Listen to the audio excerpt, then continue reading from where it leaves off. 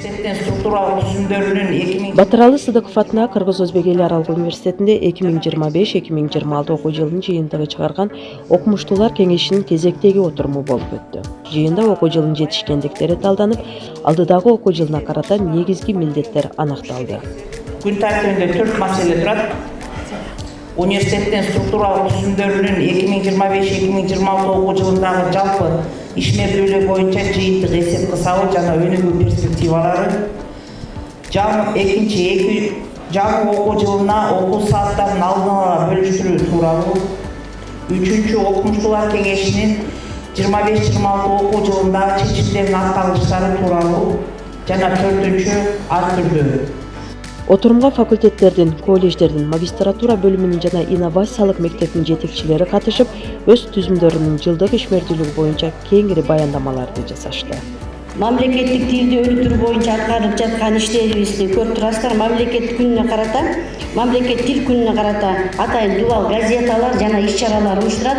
Муну бизде кыргыз тил мугалимдерибиз өз мойнуна алышкан. Бул факультеттер аралык болот университетте.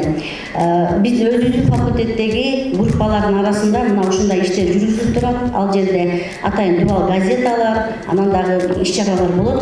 Баяндамаларда билим берүү сапатын жогорулатуу, илимий изилдөөлөрдү өнүктүрүү, эл аралык кызматташтыкты кеңейтүү жана студенттердин академиялык мүмкүнчүлүктөрүн арттыруу багытында жетишилген көрсөткүчтөргө өзгөчө көңүл бурулду. Ошону менен катар бул жылы иш планынын дээрлик 95% аткарылган. Жетишкендиктерге жетиштик, ошол эле эл аралык деңгээлдеги кызматташтыкты түзүү боюнча эки тараптуу келишимдерге кол коюуга жетиштик.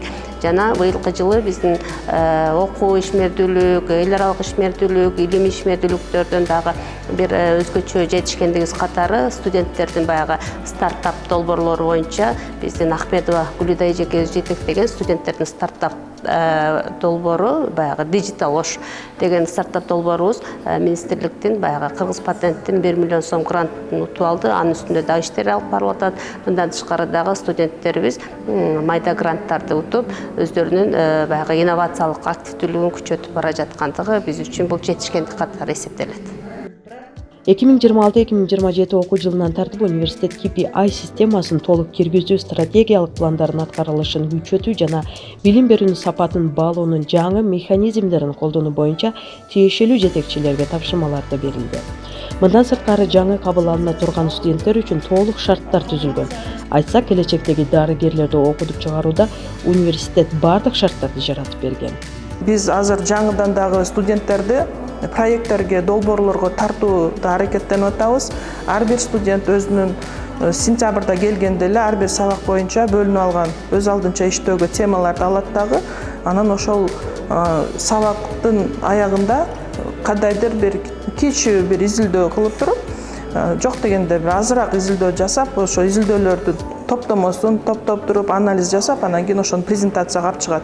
Ошентип топтоп отуруп, биз жакшы бир олимпиадаларга, конференцияларга даярдык алып барабыз. Жыйындын соңунда окумуштуулар кеңеши университеттин бардык түзүмдөрүн окуу жылындагы ишмердүүлүгүн талкуулап, 30дан ашык пункттан турган токтом долбоорун кабыл алды. Ошондой эле эл аралык медицина кызматкерлеринин күнүнө карата алдыңкы окутуучулар жана Ден соолук 2026 спартакиадасында байгелүү орундарды ээлеген университеттин курама командалары сыйланды. Кол чаап көрсөттүңүздөр, сөйлөгөндөр болсун. Дида Сакамшыбекова, Айбек Үсөн, Достук телестудиясы.